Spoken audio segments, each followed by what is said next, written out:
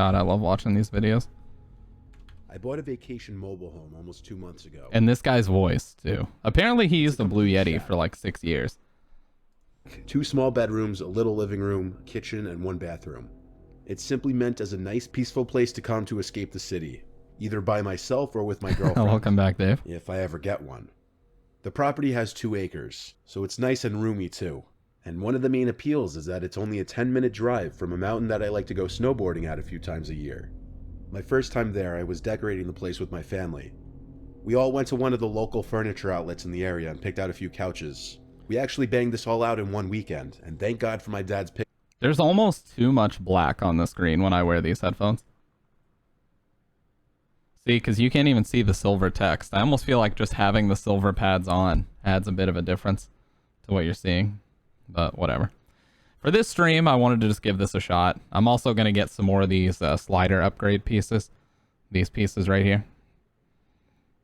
Because they're actually really nice. And right now, I'm using the stock sliders, which are actually the old versions. You can see it's got the R and the L in Braille on there.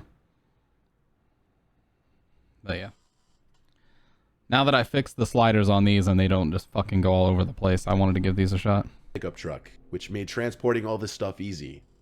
During all this back and forth from store to mobile home, I guess the closest neighbor noticed all the commotion, and he came over to greet us. He introduced himself as Dale.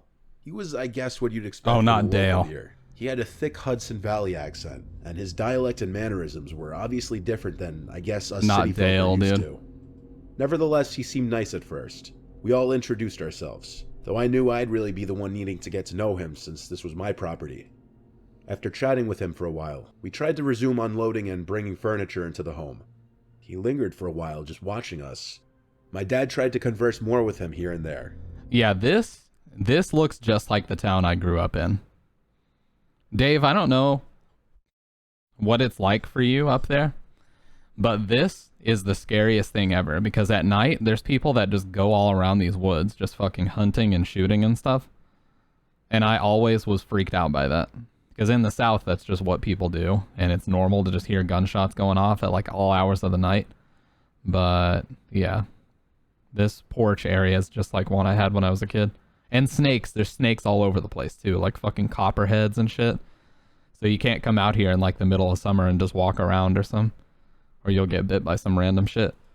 Eventually though, Dale said goodbye and walked back up the road to his home.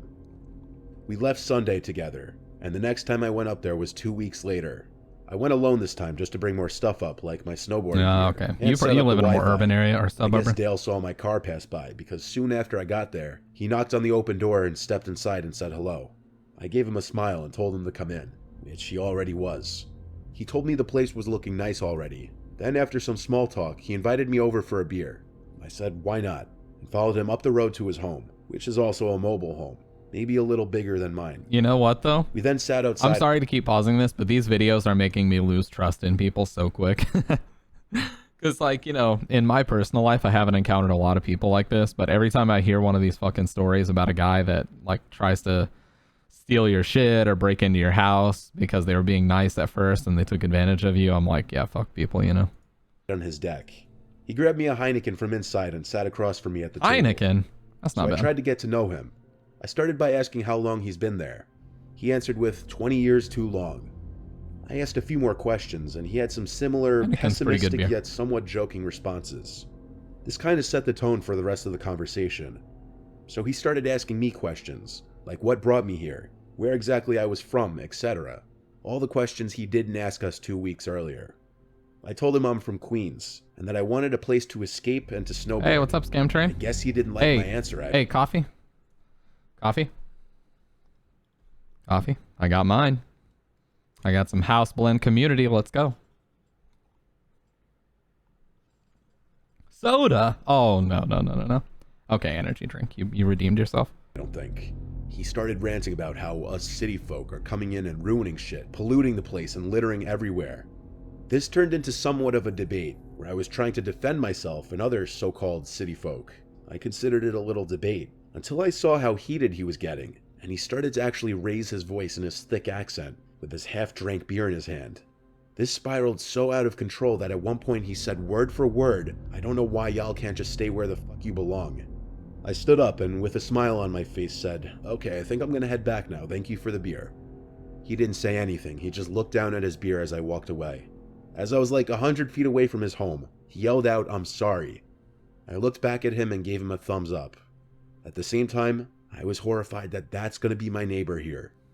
20 Yeah, years that's alone a must have him terrible losing first his impression. mind, and maybe he doesn't know how to deal with people anymore. That was the excuse I chalked up. Empty stare. Empty stared at his beer, never a good sign for real. That's so true. I mean, a guy named Dale talking about city folk, like this is already a bad start. For him. But that night, while I was laying on the mattress, The double wide. Can I get a K Kona? On my laptop, I heard a voice from outside. It sounded like someone talking to themselves, cursing to themselves. I looked out the window, but I didn't see anyone out there. It was just simply too dark out. The property is big and it's mostly woods, so you could imagine how freaked out I was hearing a voice out there. The next day, Dale knocked on my door again around midday. I knew it was him because I heard him calling my name. I didn't want to deal with him again. Oh god, dude, this freaks me out because this literally could have been taken in my hometown. I'm not even kidding. Like, there are so many houses that look like this. Double wide trailers. Like, my grandma on my mom's side, or my dad's side, lives in a house like this, for God's sake. It doesn't have a double garage, but, I mean, this could, without, color differences and stuff, this could be her house. So this shit is hitting literally really close to home right now. I stayed in my room. He had to have kept knocking for 5 minutes, which in itself was weird. And at one point he said, "I know you're in there, your car is here." That freaked me out. The guy is clearly not normal by my standards, and he was already giving an early, weird, obsessive vibe. He finally left. Or did he? I continued on the rest of my day, almost uncomfortable to go outside in fear he was out there nearby watching to see if I was actually home and ignoring him. After dinner, I started watching another movie on the TV through my phone, and for the second night in a row, I heard a voice I know, outside. dude. If somebody knocks on the door and fucking says that maybe you're not even there. What if somebody came and picked you up? Like, just because your car's there doesn't mean that you're home. But yeah, if anybody ever knocks on my fucking door and says, "I know you're in there," that's like insta 911 call. I mean, fucking instantly. Even over the TV. I had to turn off the TV to look outside. Couldn't see anything, so I went out to the deck and flicked on the deck light. I saw Dale standing about 5 feet into the woods, arms flat at his sides for a second, before he could react to the light, and then he ran into the woods. I went back inside and considered calling 911. I called my dad, and long story short, he said hold off on doing that because once I call 911 on the neighbor here is the day I don't want to show my face here anymore. I tried to just sleep through the night. Tomorrow I'd leave and go home for a month. Within an hour of me laying on the mattress, Dale said hello. I heard Dale outside screaming in an angry voice, "City piece of shit, I know you're in there. Leave, no one wants you here." He sounded like he was in a drunken fit of rage, but this was officially the moment I realized my neighbor there is a complete psychopath, and he may be the reason why I got this home at such a good price. I went home the next day, taking my valuables back home with me. I haven't been back there since, but you better believe the next time I go there, it'll be with my whole family. If he keeps it up, cops will be called. I know, At this me moment, too. I'm not really sure what to do, but I'm considering trying to sell this place if this keeps up, because at the moment, I'm actually scared to go up there alone. As soon as he said Dale, my brain just insta jumps to King of the Hill because I love it so much. Boom, how? My family and I used to live in a rough neighborhood when I was 7. Even the neighbor on one side was a total creep and wasn't friendly at all. I don't personally remember much of the story because I was way too young, but my mom remembers it all too well. It was a regular night like any other, which makes this that much scarier. It was just my mom and my 2 siblings and I at home. My dad was gone on a business trip as he would be often. That night, around midnight, someone started knocking on our door. I didn't expect that. My mom woke up and went to the front door and asked who it was. No one answered. She thought that maybe it was some kids playing ding dong ditch, so she went back to bed. About 30 minutes later, again, someone starts knocking. She gets up and peers through the side window to see if she can spot anyone out there, but nobody is there. In any other neighborhood, this would just be assumed to be annoying kids doing some night ding-dong ditching, but in this area, you could never assume anything but the worst. My mom started to worry, So she went back to her room and grabbed my dad's shotgun, and then she sat in the Oh, living the room shotgun. in the dark, waiting. The porch During all shotgun. of this, she never woke any of us up, as we were all little kids at the time, and she didn't want to panic us. Again, while she was in the living room now, there was more knocking. She gets up to peer through the window again, expecting to see someone new, but still no one. My mom begins shouting at whoever it is that she's going to call the cops, and that if anyone tries to come in, she would shoot them. This threat, a legitimate threat mind you, apparently worked because that was the last of the knocking. At some time between then and the police showing up, my mom woke us just to be safe in the case that something bad happened.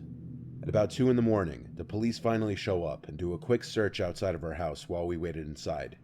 After their search, they come in and tell my mom that they had found a piece of barbed wire about 4 feet long next to the front door and asked if it belonged to my mom. They were gonna choke her? She said it wasn't hers and asked why. The cop told her it belonged to whoever was knocking on the door, and that they were likely planning on strangling my mom with the barbed wire when she opened the door to see who was knocking. They said that she was very smart to not open the door to see who was there, otherwise it could have cost her her life. The cops said they'd patrol the neighborhood until morning, and do a thorough investigation once there was daylight. That morning, as they were searching around the house, they found footprints leading around to the back of the house leading to my bedroom window. Oh, Jesus. They had also found nicks in the window sill where the person was trying to pry open the window to break in, but failed. My mom always suspected it was this one neighbor because on several occasions, she would catch him staring into our house at her through his curtains, and he was incredibly creepy and unfriendly all around. He also would be the first one to know when my dad wasn't home, since I actually have a neighbor horror story that I could tell. I'm gonna tell it. So, it actually involves my mom as well. This is a perfect opportunity to tell this. Should I wait until the video's over? Let's watch the video first and then I'll tell it. he knew what vehicle he drives. Not long after that, we moved out of that neighborhood, thank God.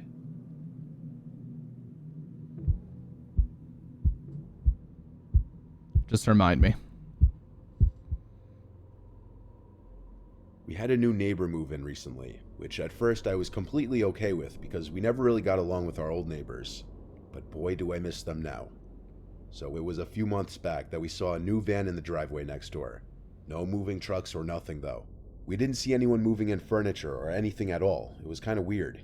To be friendly, my wife and I decided to go knock on the door to introduce ourselves, but no one opened the door, which was also weird because their car was in the driveway. We figured it wasn't a big deal. For all we knew, they were in the shower or sleeping or something. So our bedroom is upstairs. I love these shots. And at one of our windows, we can see into the neighbor's backyard. The house next door has a detached garage in the backyard.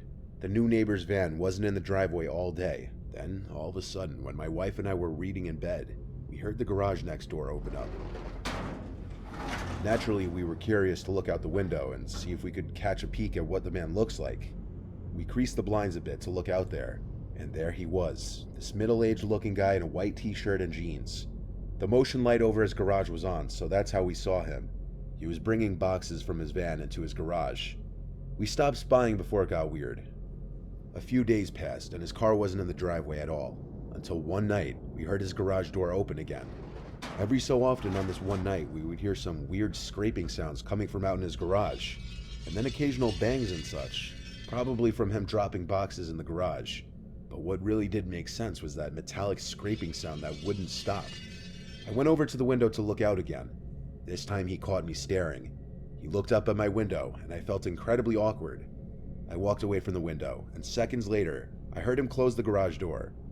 I told my wife I'm going to go out there and say hi. That's the only way I figured I could redeem. Yeah, because that's too awkward, especially I went outside, especially if you live right next to the person. That shit's too awkward. You got to go apologize. My shorts and t-shirt, and went over next door to the driveway. But the man was in his van with the engine running already, and I think when he saw me, he backed out of the driveway really fast. Then he disappeared down the street into the night. The whole thing was incredibly weird, and I was getting the vibe he was avoiding us now. I was a bit curious now what exactly was going on with all the scraping sounds by his garage. I walked into his backyard to the garage door, and something was making noise in there. I kept hearing thumping sounds. He had to have an animal in there or something. Then I heard my wife's voice call my name from our window, and she asked what the hell I was doing. I looked at her and put my finger to my lip. I tried to open his garage, but it was locked. That was enough snooping. I walked back to our house and back to bed. Later that night, I woke up to my wife shaking me, whispering that she heard our backyard gate open. Oh, I God. told her to stop messing with me because she was freaking me out, but she said she swears she heard it. I had to be the man of the house and go out there and look. First, I took a look out the window. The lights in the neighbor's yard were off, and our yard was too dark to see anything. I went downstairs and took a look out the front door. The neighbor's van was in the driveway. He was home. I went to the backyard now and turned on the lights. As I did, I heard someone running away to the side of the house. Then the backyard gate slammed shut.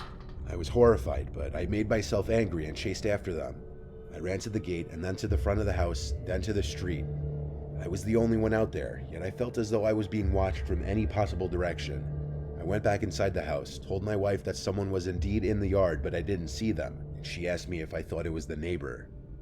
I told her I honestly don't know, but the next day, I went to the neighbor 2 doors down, Gene, and asked him if he had met the new guy yet. He said no, but that he'd keep being awoken to sounds late at night coming from his garage. I told him about how someone snuck into our yard the night before, and he found that equally freaky and weird. We agreed to text each other and go over together the next time we'd hear weird noises to finally meet this guy. So the next day was Saturday. As I was opening all the living room blinds in the morning, I saw that it was like the first or second time that the neighbor's car was in the driveway during the day. Then I looked at his house, at one of the windows. There he was, standing stiff as a statue, looking at me as if he were waiting for me to open the blinds. I expected him to look away, but we just locked eyes. Unbroken eye contact for a solid 20 seconds. Jesus. I waved because I didn't know what else to do. When he didn't wave back or even crack half a smile, I started calling for my wife. And when I got her, I told her to look out the window. But by then, he was no longer standing at the window. I said to hell with it at this point, and went next door again with my wife and knocked on the door and rang the bell. I felt knocking is a bit more assertive. I heard one loud slam from inside the house, but he never came to the door.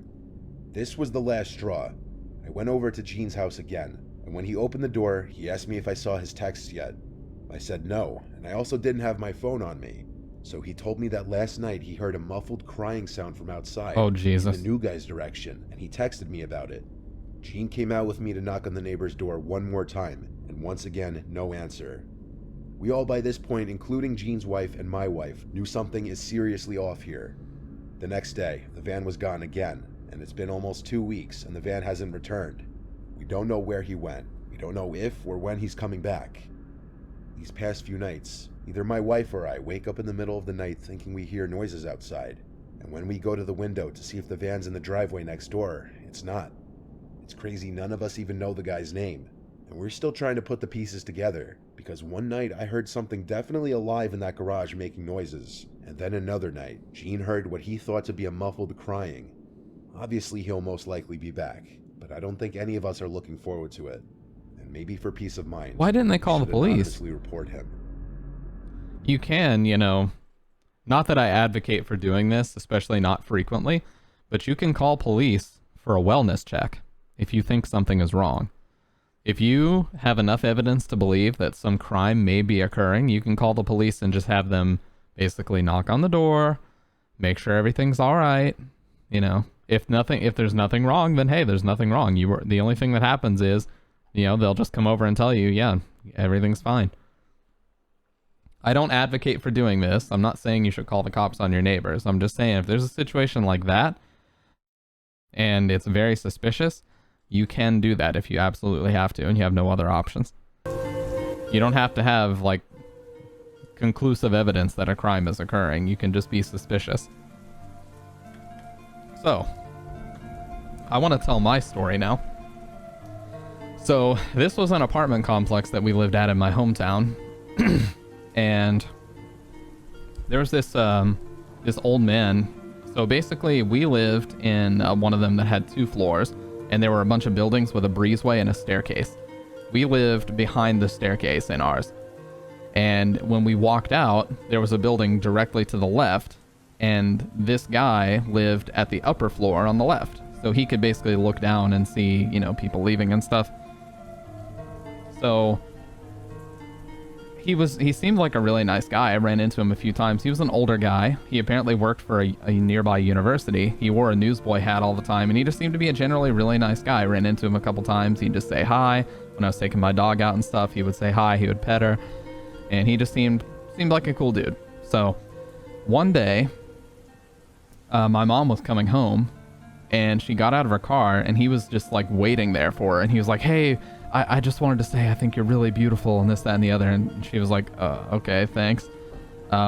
Because my dad, I mean, I've probably talked about this before, but my dad's got a lot of health issues, so he was never really outside, so maybe he assumed she was single, because my dad was not really visible all the time. But anyways, so she came in and told us about that, and immediately we were all just like red flags all over the place, like, oh shit, what's gonna happen with this guy? So she ran into the guy again in the morning the next day. He was just out. I don't even know what the hell he was doing, but she ran into him, was like, I'm sorry, but I'm married. She's like, I'm flattered, but I'm married, you know, everything else. So they had that conversation. It was fine. Then a couple days later, we brought some groceries in, and me and my brother forgot a couple of bags in the car. So she went out to go get them. And as she walked out and opened the back door, she saw him standing naked in his window, looking down at her. And she pretended that she didn't see him. And then what she did was she went back in the house, grabbed a really small hand camcorder. It was like a flip HD camera that I was using for like fucking Rock Band videos or some random shit at the time. And she walked outside and recorded him. Like, she was inside the car and flipped it in a way that you could actually see him standing there naked. And yeah, we ended up calling the police and everything, and he got arrested, and yeah, never saw him again after that happened. He moved very quickly after that whole ordeal. And let's just say, you know, I don't want to get into disgusting details, but let's just say he wasn't just naked. He was actually doing something. So you never know, man. You never fucking know. You think your neighbors are the nicest people. I always thought he was a cool guy. I thought he was nice. And, you know, it's like overnight they just show you their true colors and shit, and then you realize, like, yeah, this person I thought was cool. Not at all.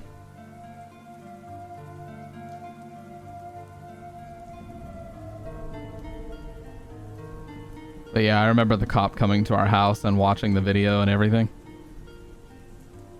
And the cop was like, I don't want to sound weird, but was he, you know, he's like, was he erect? Was he masturbating or anything like that? And my mom was like, yeah, he was. Jesus Christ, man, what a fucking freak. And the sad part was he worked at the university, and he had like a solid reputation at the university as well. So if he was doing that to my mom, who at the time was like 41, 42, I can only imagine what he was doing, you know, creepy shit to girls that he may have been around at the college, you know. I mean, my mom is relatively young. For me to be almost 30 years old, she just turned 50 like a week ago. So she's relatively young. I mean, I think I was born when she was 20. No, that's terrible math. I was born when she was 23. So, but yeah. So I was like 16 at the time. So yeah, she was actually like 38 or 39 at the time that this happened, but still, it doesn't really matter. But yeah, he is a registered sex offender now. Yeah.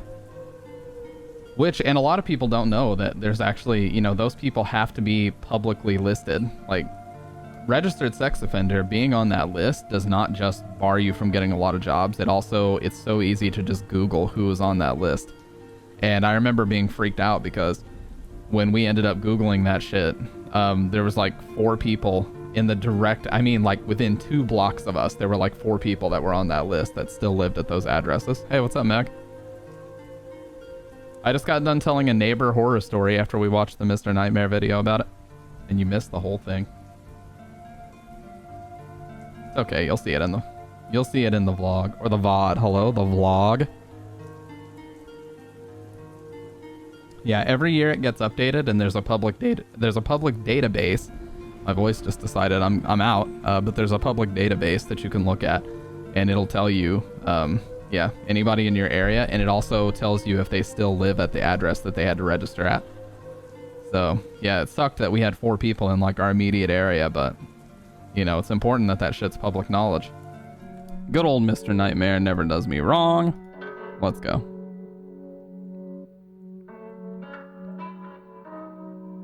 Airbnb horror stories. Now this one I have not listened to, I know. Let's do this one.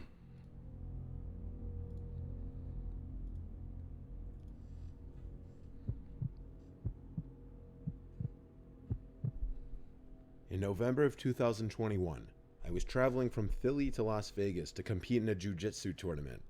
I traveled the country a fair amount, and I would normally stay with whichever teams were also competing as a way to save money.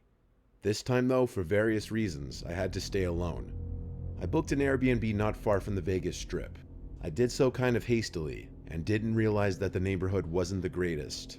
I thought of canceling and booking something else, but went against my instincts and rationalized that it was close to everything I needed, and I wouldn't be spending much time there anyway. I got to the location and didn't see the host. I wouldn't know who to look for anyway, since the Airbnb profile picture was of a flower. The host gave me the key code to the room I was staying in, a small studio apartment that shared a wall with the host's house. There was only one door in and out of the studio. The first red flag was that the key code for the lock on the door was 1234567. I wow, thought that so was secure. Weird, but the password for the Wi-Fi was password, so I figured that the host was just an older person who wasn't tech savvy, and the reviews for the room were pretty good. Around 9:30 p.m. is when things got creepy. I was close to falling asleep when I heard a tapping on the window in front of my bed where I was laying down.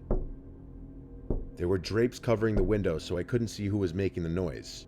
I responded by saying, "Huh?" loud enough for whoever it was to hear me.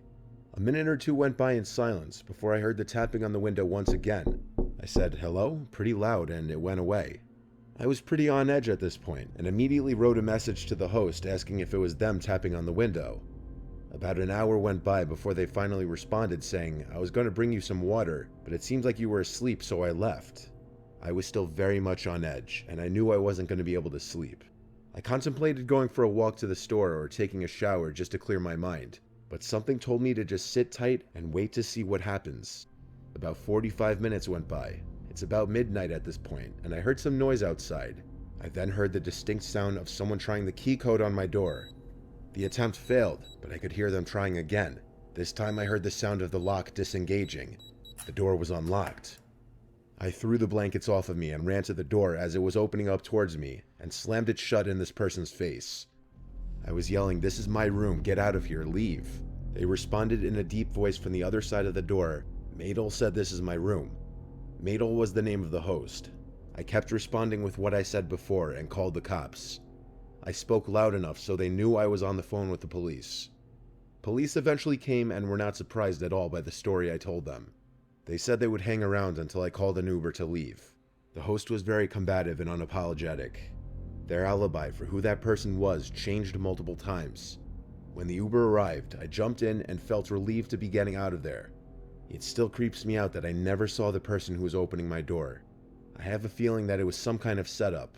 If the host knew I was flying in from the East Coast, the 9:30 p.m. tapping on the window would have been equivalent to my 12:30 a.m. Yeah. The invasion would be about 3 a.m. Maybe it would have just been a robbery, but it could have been much worse. Yeah, it's like the shit that happened to me the other day with the guys covering the peephole and trying to knock on the door. Like, yeah, they said they got the wrong apartment once they heard me say that I'm not opening the door because I don't know who they are. But I never open the door for people if I don't know who they are, especially if they are wearing hoodies and they try to cover the shit when I look out and see who it is. No chance in hell am I opening the door if that happens. That's straight 911 call. No hesitation. My boyfriend Sean and I went on a trip to Vermont in the summer of Just a sec. 2016. I booked us a stay in an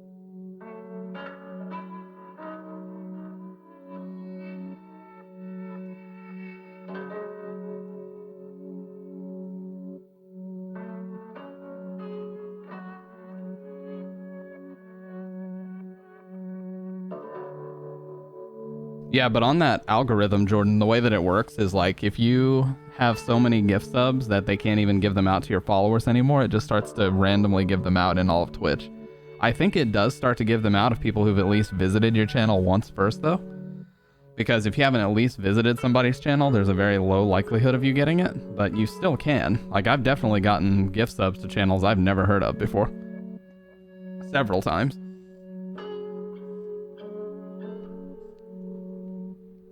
an Airbnb that was listed as off-grid cabin. It Oh had a few no. hundred reviews with a 5-star rating, so I didn't think it looked sketchy. The cabin was an old, one-room cabin with a potbelly stove and a loft area. There was no electricity, and it was in a remote part of Vermont down an old dirt road. There was one house about half a mile away that was owned by the host, and she was away, so we were alone. We got there around 4 p.m. and had a really nice evening cooking dinner and playing board games by candlelight. We had hiked all day and were exhausted by 10, so I went up to the loft to sleep while my boyfriend decided to sit outside and smoke. About 20 minutes later, while I was in that space between deep sleep and consciousness, I was jolted awake by a large banging sound on the side of the cabin. Before I could yell down, Sean yelled up to me asking if that was me. Confused and feeling like I must be dreaming, I groggily yelled, "No, was that you?" He said no, but didn't seem too worried since he was sitting outside and didn't see anyone. We go camping frequently, so it takes a lot for us to get freaked out by random noises in the night. We figured it was probably a tree branch that broke off and fell against the cabin. I started to fall asleep again when there was another loud bang, like a thwacking sound from another part of the cabin. These people go to sleep so easily. I jumped out of bed and climbed down from the loft. I met Sean as he was coming through the door. He told me to grab all the sharp things that I could find and go back into the loft. He was putting on a calm demeanor, but I could tell he was a little freaked out. I asked him what he thought it was, and he cautiously said that he didn't know. He said he didn't see anything when he was outside, but he thought he might have heard footsteps. As we were whispering, we heard a small, slow scraping noise that trailed for about 3 feet against the wall of the cabin, then silence again. I was pretty scared at this point and didn't know what to do. Our car was parked about 100 feet away from the cabin, so we would have to face whatever was out there in the dark in order to get to it, which is probably what they wanted. I was also afraid that if this was a human, that they might have done something like slash the tires or block our ability to get back down the driveway. Sean told me to stay very quiet and go back up to the loft while he sat downstairs and waited. He had a hunting knife and a large stick, and I had a few steak knives, but otherwise we were sitting ducks.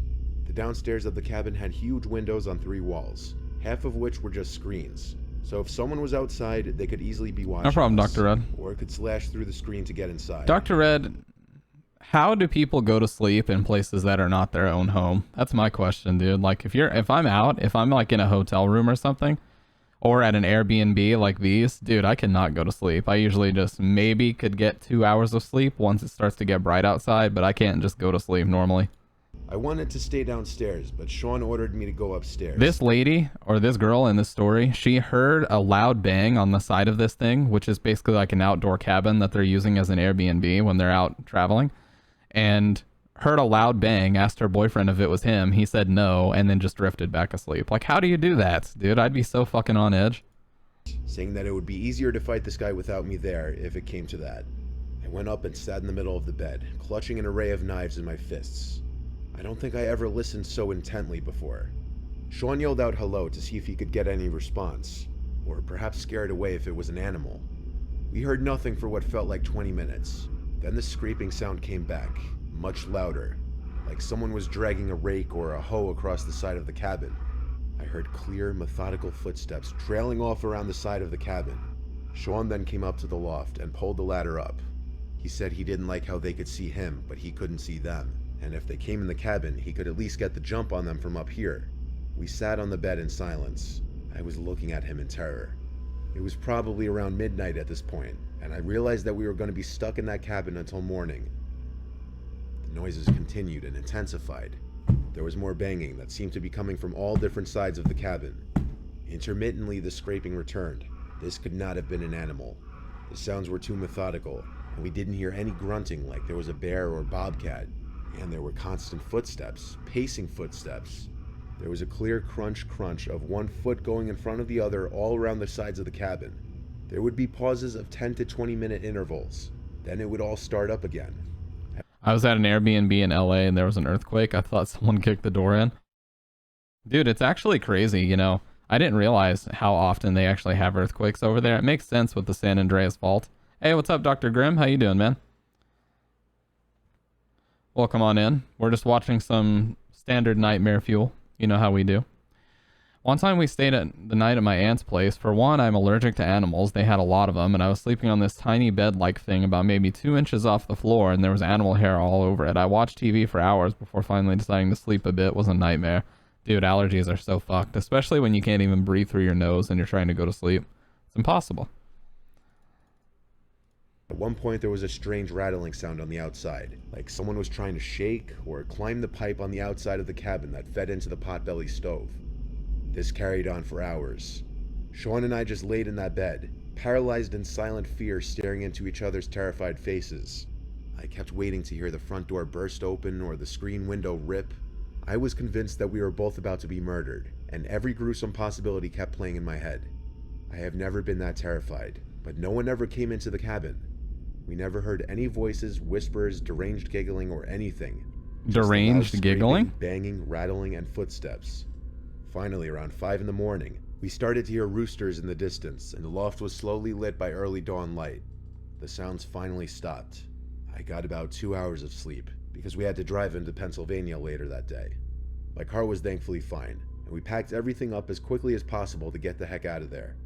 Sean looked around the cabin, trying to find scraping marks or clear footprints, but there was nothing. I messaged the Airbnb host to tell her about our experience, and she said it must have been a porcupine. Oh my you could god. Find a porcupine that makes loud banging noises and can walk like a human. That sounds, honestly, dude, that sounds like some shit my landlord would have said at my old apartments that we got broken into. I would have said, yeah, so there's like a boot mark on the door, dude, and they fucking came in and stole a bunch of games and stuff, and like there's all my shit missing. She would have said, it was probably a possum. Yeah, we've read about that before, Dr. Grimm, the Russian sleep experiment. That is pretty fucking crazy, though. That's one of the more popular creepypastas. Let me know. To this day, we debate about what it could have been. Sean thinks it was a crazy local trying to scare us away. I think that too. Either way, I'm really glad I was not murdered that night. Well, they said it sounded like multiple people, so it was probably just either kids playing a prank or it was multiple drunk, like, drunk redneck type guys. I don't know. Oh no, this was Vermont, so Vermont doesn't really have those types. I don't know, dude. I legit have no idea.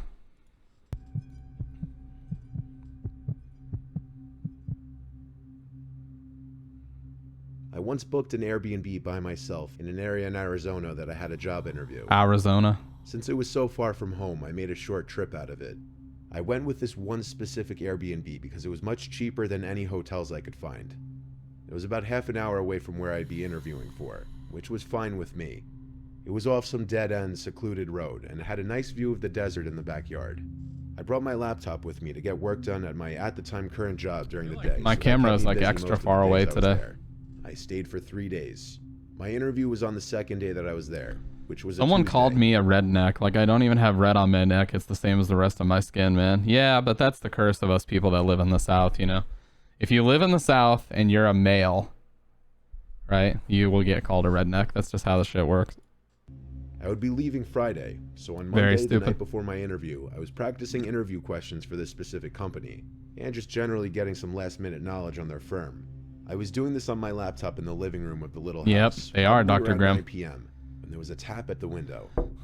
A lot of these stories could be explained by that, because a lot of Airbnbs are used, like you were saying, for drop boxes, watch packages, like drug deals.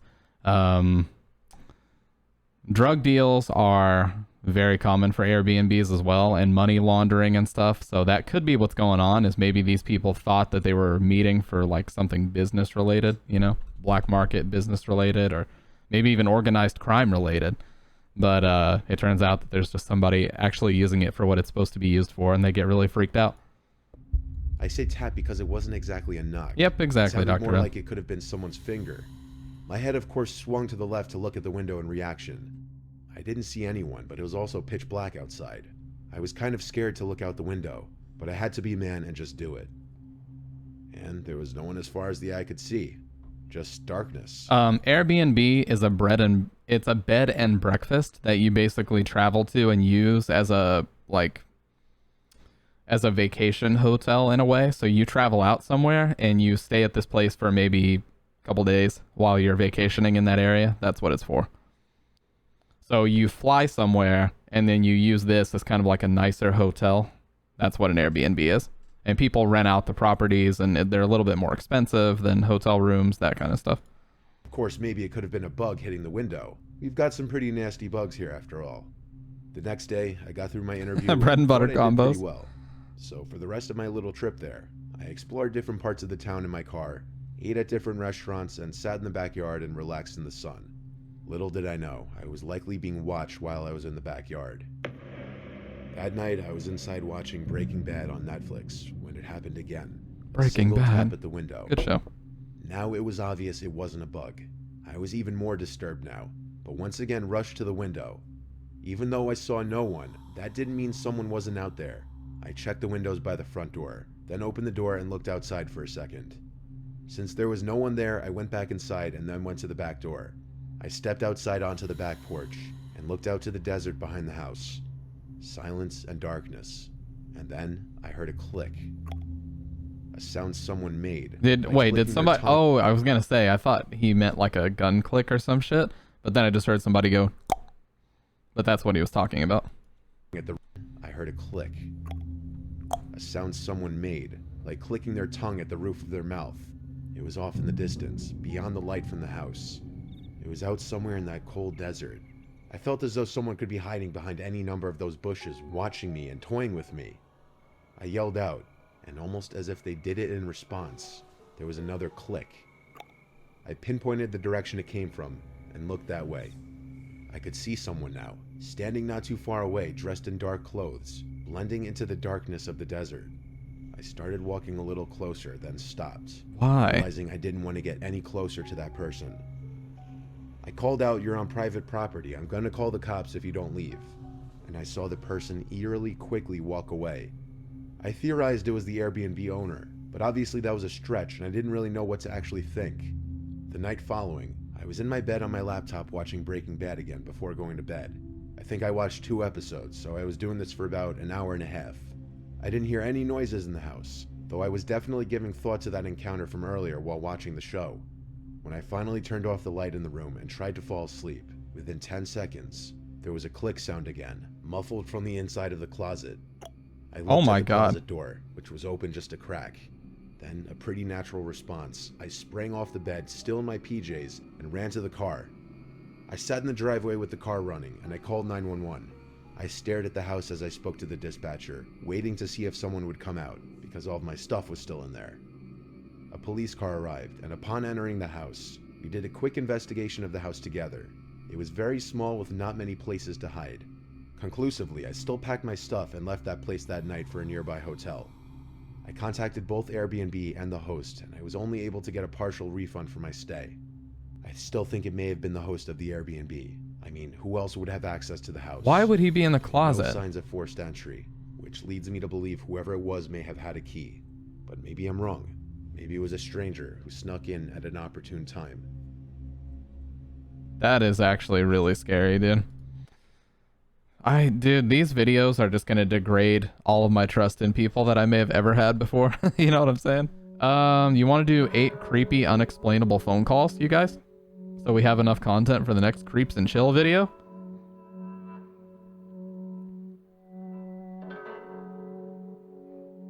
It's only 11 minutes long, and then we'll actually get to playing a video game. Not one singular soul is impressed. Yeah, for real. Dude, this is why women don't like to go to the gym. Like, and I can understand it. Like, why would you want to go to the gym when every single time there's some fuck hitting on you? I totally get it. I fucking get it, okay? And I sympathize. Because when I go to the gym, I can put my AirPods in and do my own thing and nobody bothers me. But whenever any girl goes to the gym, especially if she's like in shape and people think she has a nice body, then they're gonna just fucking walk straight up to her. And they always do this as well. They point at the girls and they're like, take your earbud out, take your earbud out. It's like, shut the fuck up, dude. Leave people alone. Let them get their sets in. Let them get their miles in. Gesturing for people to take out their headphones. Like, unless you own the place and you're trying to explain some rules or something that they've broken, no. We are sorry. The number you have dialed has been... No, dude, in their minds, those girls come to the gym hoping that they're in there. That's what happens in their mind. That's why they go out and like put their arm on they do that high school locker shit where they put their arm on the wall and they're just like, what's up? They make that stupid fucking face. 2015, student Michael Andrews of the University of Southern California had left his dorm room with his roommate Steve to go to a frat party. Trader Joe's. On the way to the party, Steve had realized he left his phone in the dorm room, but already in the Uber to the party, they didn't bother going back to the dorm. At some point during the party, while the two friends had separated to mingle with other friends and acquaintances, Michael's phone began to ring. It was from Steve's number. He picked up and heard Steve's voice on the other end, covered by a mask of static. Even in the loud party, he could distinguish the voice of his roommate saying, "Come back to the room." Then the call ended. With that, Michael left the party and Ubered back to the campus dorms, trying to call Steve back and text him, but he wasn't getting any responses. When Michael got back to the dorm room, he didn't find Steve inside. Strangely though, he did find Steve's phone sitting on his bed. Upon checking the notifications on the screen, Michael saw the notifications of all his texts and calls on the screen. It wasn't until an hour later that Steve returned to the room looking for Michael after hearing that he left. And this was when he told Michael that he never called him and that he never had his phone. What made this even stranger was that Steve's phone had no record of making a call to Michael, yet Michael's phone had a record of receiving a call and having a 15-second conversation. The phone company wasn't able to trace a call from Steve inside, and nobody was found hiding in their dorm room or anything like that. Honestly, that's not too weird. That's really not too weird. It could have just been anybody that had a wrong number asking him to come back to the dorm. Like, it may not have even been him. They were just trying to call their roommate and ask them to come back to the dorm room. That's not that weird. 25-year-old Donna Lass worked as a nurse at the first aid station of a casino in South Lake Tahoe, California. One day, Donna's boss and landlord both received calls from an unidentified man who claimed she was dealing with an illness in the family and would be out of town for a while. Donna's boss became suspicious, so he contacted her mother, who confirmed that story was a lie. Donna's car was found parked outside her apartment, but there was no trace of her anywhere. The last sign of her was an entry she'd... Well, it's easier if you work with the person, Dr. Red. Like, you can easily... Yeah, it's harder. I would agree, okay? I would say that, yes, it's harder to just approach people nowadays because, you know, the use of things like Tinder and Plenty of Fish. I mean, Plenty of Fish is a ridiculous website because there's a lot of catfishing going on and stuff, but with the use of dating apps and how popular they're getting, yes, I would agree it's kind of hard to just approach somebody randomly, but, yeah, it helps if you work with the person, I would say that, because, like, it's really easy to just strike up a conversation because you already know them, like, you know, and you have probably spent some time talking about their interests or what they're into, and you can relate and see what you guys have in common. So that's what I would recommend. But I know that it's also tough because there's a lot of catfishing going on. So yeah, be careful on dating apps. That's all I can say. There's a lot of red flags. I know a lot of them. Not because I've been hit by them, just because other people told me about it. Made in her logbook near the end of her final I've been shift. committed. Basically, the whole time Tinder has existed, I've been committed. So I've not had to worry about it, thank God. The entry looked unfinished, as if someone had possibly interrupted her. No one could figure out Donna's whereabouts or the identity of the caller until the San Francisco Chronicle received a mysterious postcard 6 months later. The postcard was the latest in a long line of cryptic messages from the Zodiac Killer. Oh, yeah. The killer made no direct reference to Donna, but hinted that he had murdered and buried his 12th victim in Lake Tahoe. It didn't take a detective to make the connection between this note and Donna's disappearance. The postcard provided a lot of possible clues regarding Donna's whereabouts, but a search of the area turned up nothing. Something complicates a connection between the Zodiac Killer and Donna, though, and that's the fact that the Zodiac Killer was not known for hiding bodies. So if he wasn't responsible, the whereabouts of Donna's body and who tried to hide her disappearance remain a mystery. Yeah, the Zodiac Killer would be a video we could watch all on its own. College student Brendan Swanson was driving home after a night out when he crashed into a ditch on a gravel road in the middle of nowhere in Minnesota. Knowing how dangerous of a predicament he found himself in, and probably aware he was in a cliche horror movie setup, he called his parents and asked for a ride. However, his parents had trouble finding him, and when arriving to the location he provided, they couldn't find his car, so they got back on the phone for over 45 minutes trying to find him as he described his location. Swanson claimed he could see lights from a nearby town and was heading in that direction, but things took a turn for the worse when he suddenly yelled, "Oh shit." Before his father could even scold his son for using that language on the phone with him, the call cut off, and that's the last anyone ever heard from Sorry, London. that's not funny. It was just the way that he said it. The situation is not funny at all, okay? Just the way that he said it. Even with hundreds of volunteers and 30 dogs searching, only his car was found. So what happened to him? What did he see that made him go, "Oh shit," before abruptly hanging up? A few years back, a Reddit user named Stacy Kolupski shared the experience of her brother who would get a call on his cell phone around 2 to 3 a.m. every night. He would answer it every time to hear this hellish sounding noise that he described as a static mixed with screams. He changed his cell phone number after a month of this and it stopped. Then after a week or so, it began again, with the exact same noise at the exact same time. Finally, one day he decided to back dial the call, and an old man picked up who had no idea what he was talking about. If he didn't answer, it would call a few more times, but no messages were ever left. He decided to say screw it and ended his contract with his phone company, switched to a new one, and then got another new number. And exactly what he feared had happened. Same call? The screaming static calls continued after a short delay. By this time he was terrified every night. Unsure why this was happening, he back-dialed the number again and got a different person, who also had no idea what he was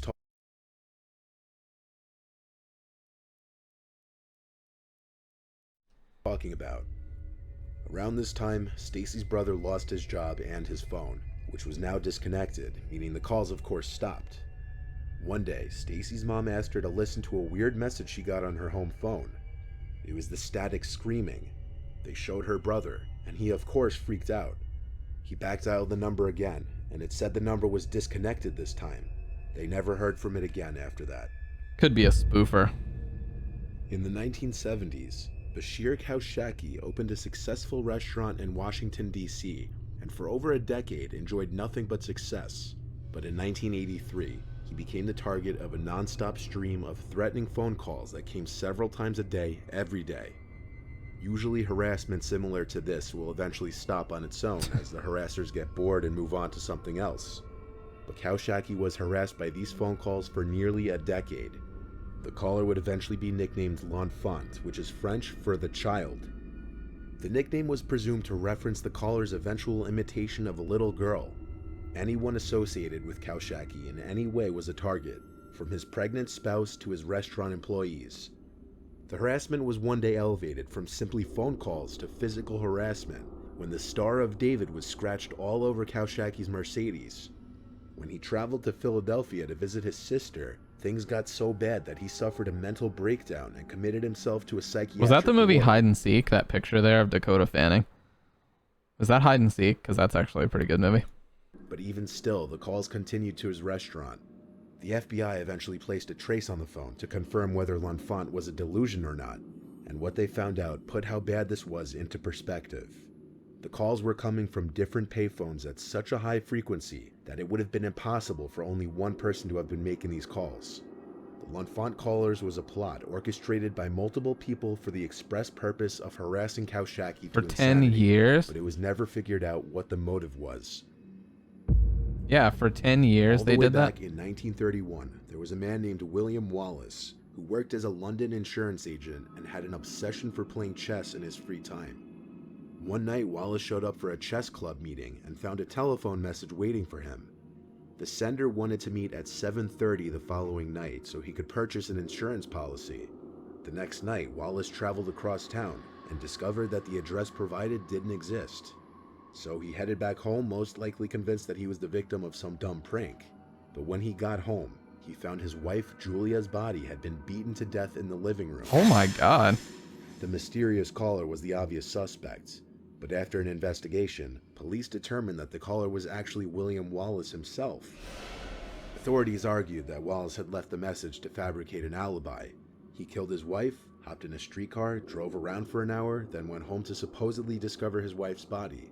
This argument was invalid as it was completely impossible for Wallace to have committed the murder, given he wouldn't have been able to return quick enough. The jury found Wallace guilty of the murder anyway. What? Luckily, the Court of Criminal Appeal immediately overturned the conviction. The killer was never identified, but the prime suspect was a former employee of Wallace's insurance firm, who allegedly asked his wife to provide him a fake alibi and was seen wearing bloody gloves and hosing down his car on the night of the murder. Yeah, it was probably him. Jason Alexander would frequently get calls to his house for a woman named Tanya. It didn't seem like a big deal since Tanya had the same last name as Jason's family, and it was a common name from where they were from.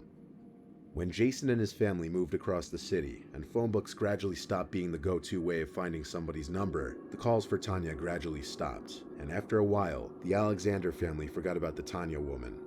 It was about 4 years later that she popped up in their lives again. Jason was driving home from work one afternoon and was greeted by a pretty grisly car wreck at the turn to his house. 2 cars had I don't even know how many Ultra Balls I wasted. Wrapped itself around the signage pole that had the house numbers and directions on it, one of which was his house number. Several days later, he got a call from the police. They asked if Tanya was at his residence. Her car was found wrapped around a pole down the street from Jason's house, and she was nowhere to be found at the accident site. He had never heard anything about her ever again. That was crazy. In 1965, the young woman you're looking at, named Judith Hyams, disappeared from her hometown of Coral Gables, Florida. Everyone feared the worst when her abandoned car was found in Atlanta with blood in the backseat. I appreciate that, Jordan. Judith was pregnant and recently... That scared the shit out of me, dude. Whew, you can't do that while we're watching these videos, man. I mean, I'm fine with it, but damn. She allegedly made arrangements to get an illegal abortion from a Hungarian doctor named George Hajdu. Where is this video going? Conspiring to perform the abortion, but skipped bail and fled the country. After this, the case was forgotten for a quarter century, until it was rejuvenated by a series of bizarre phone calls. In 1990, the Coral Gables police captain Chuck Smith received a message from an Omaha, Nebraska radio host claiming he had information about Judith's disappearance. Smith called the host back, but the host was completely confused. The host said he never made the call, and he knew nothing at all about Judith. Smith soon received another anonymous call claiming Judith was alive in Omaha. Smith knew nothing about the case, but he had recently traveled to Omaha to deliver a lecture at a police academy, and he started to wonder if this was a prank. Smith got a third anonymous call from someone who claimed to be an FBI informant who had recently spent time with Dr. Hajdu in Hungary. They even provided an old phone number for Hajdu that checked out. Smith was confused, and with such a baffling case, he took the story to the TV show Unsolved Mysteries. Days after the Judith Hyams episode was broadcast, Smith got an anonymous letter confirming what many people suspected all along. Judith died during an illegal abortion and wound up in a watery grave. While that's the logical solution, it doesn't account for all the strange calls. The callers and writer have not been identified, the doctor has not been found, and Judith's body was never recovered. Stop zooming, it's too scary, dude. Stop fucking zooming, God. It's scary enough looking at old photos of people when you keep zooming into their eyes, staring into your soul, man. Horrible tragedy situation, but damn.